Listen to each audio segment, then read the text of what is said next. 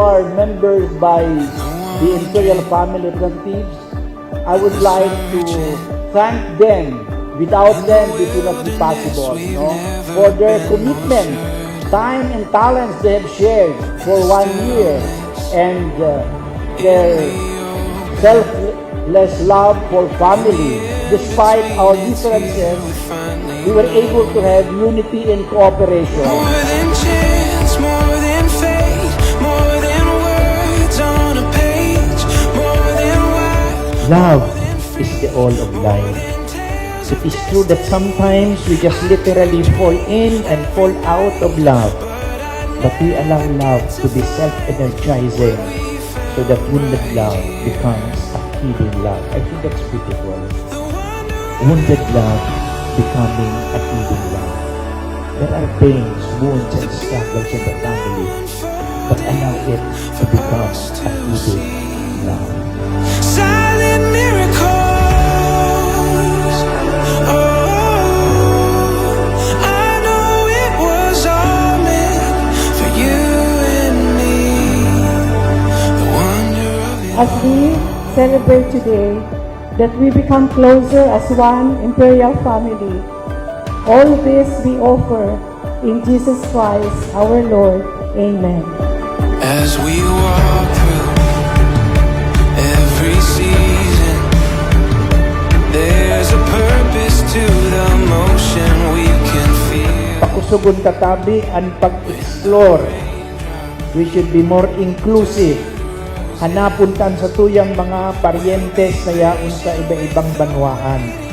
Kaya nauugma po kami na nakakonektar na kita sa Pamplona, Partido, Buhi, Magaraw, na i-explicar na po ni Nini. Kabing kahigusan kay Nini. Kaya kung mo yan, dahil ko na siya dan aapo doon na Nini, kundi Maxi ang apod ko na sa iya. Tagrabe ang sa iyang energy. The wonder of it all.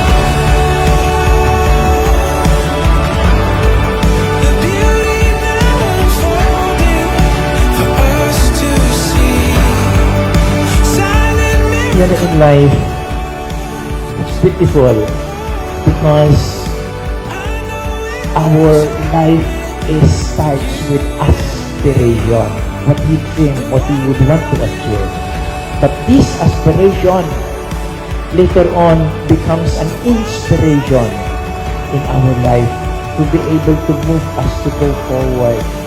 But we cannot have inspiration and aspiration unless there is perspiration in our life, our hard work, our continuing productivity in life.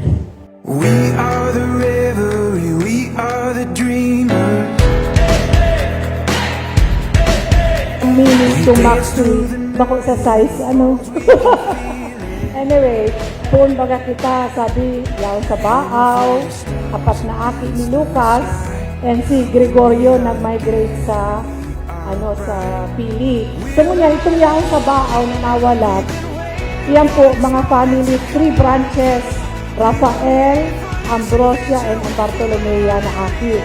Just like kang nag-encourage ako kang sa Baaw na Bartolomea branch, I found out na si Jay Palan, na dati ko man naka-opisina, primo ni Ma'am Palan.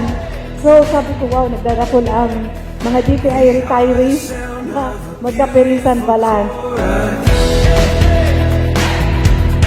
Holding to the feeling, you and I. When we are together, we are bright. We'll light up. We've been waiting for this moment to come.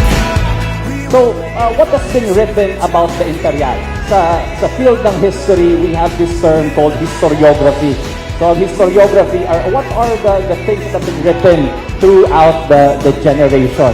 And in my initial research in tracing the roots of the Imperial family, I had a chance to exchange messages with a very famous historian by the name of Norman Owen. He is known for writing extensively about the socio-economic history of the Philippines. He actually alluded to a lot of things about the Imperials. Sabi niya, he has always been fascinated or intrigued how the imperials had endured across centuries.